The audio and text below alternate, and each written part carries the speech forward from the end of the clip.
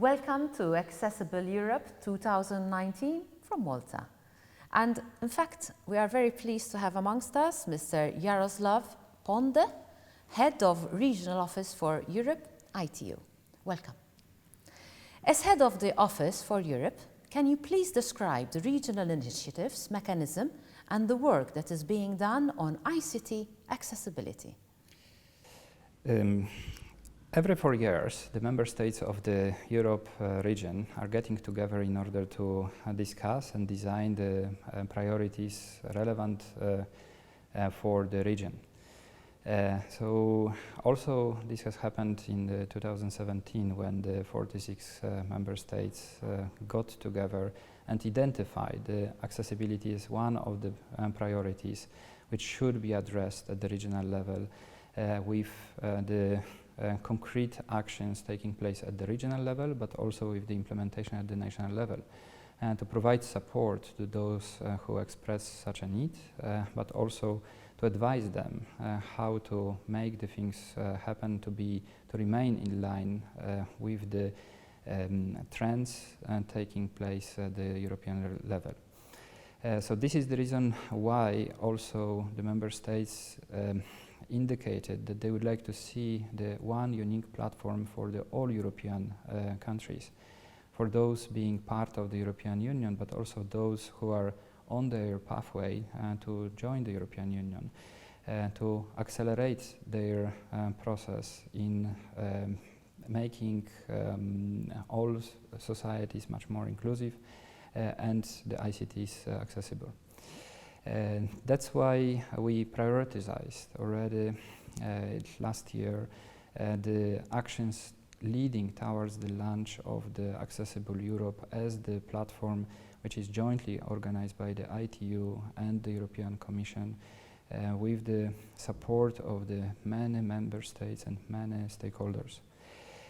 Last year was the first edition. We learned a lot about this, what is happening in field of the accessibilities and what are the main challenges in this area. We are also very much lucky to have also the concrete outcomes on the policies coming from the European Union. European Accessibility Act requests the member states to transpose at the national level certain actions at the policy level, but also ensure the implementation at the national level of some obligations to make the ICT accessible, but also to reduce inequalities in their societies. This is the reason why the response and the offering provided by the Accessible Europe as not only as the event, but as the platform for collaboration.